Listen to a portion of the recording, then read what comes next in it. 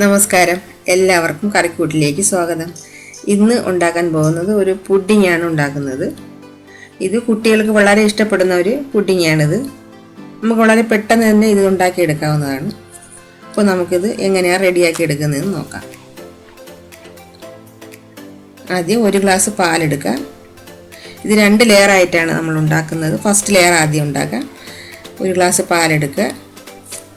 ഇതിലേക്ക് 3 table spoon cornflour ചേർക്കാം.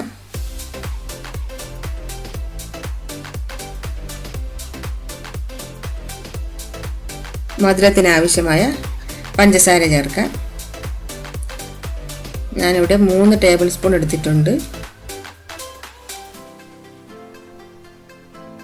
നല്ലതുപോലെ ഒന്ന് ഇളക്കി കൊടുക്കാം. കട്ടയില്ലാതെ ഇളക്കിയെടുക്കാം.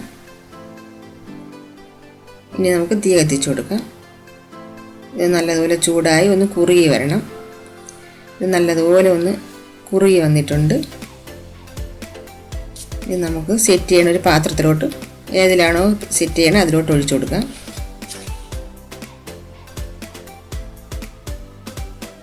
ഇതൊന്ന് ചൂടാറിയതിന് ശേഷം ഫ്രിഡ്ജിൽ വെച്ചിട്ട് 1-2 മണിക്കൂർ വെച്ച് സെറ്റ് ചെയ്തെടുക്കാം.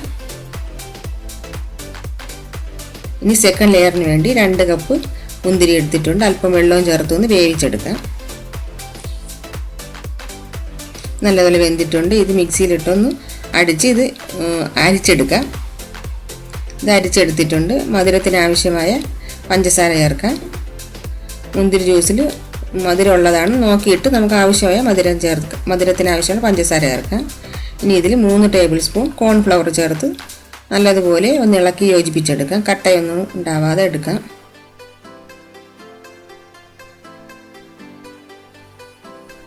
നന്നായി മിക്സ് ആയിട്ടുണ്ട്.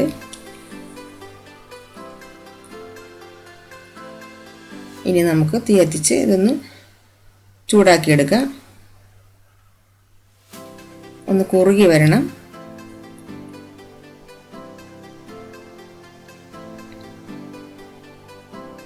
ചെറിയ തീയിലിട്ടൊന്ന് തിളപ്പിച്ചെടുക്കാം. ഇത് കുറുകി വന്നിട്ടുണ്ട്. അപ്പോഴേക്കും നമ്മൾ ഫസ്റ്റ് ലെയർ റെഡി ആയിട്ടുണ്ട്.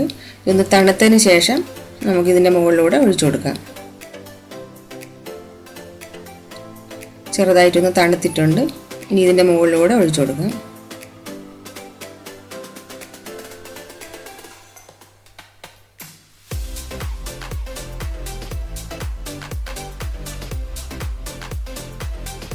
ഇങ്ങനെ 1-2 മണിക്കൂർ വെച്ചതിന് ശേഷം നമുക്കിത് പുറത്തെടുക്കാം.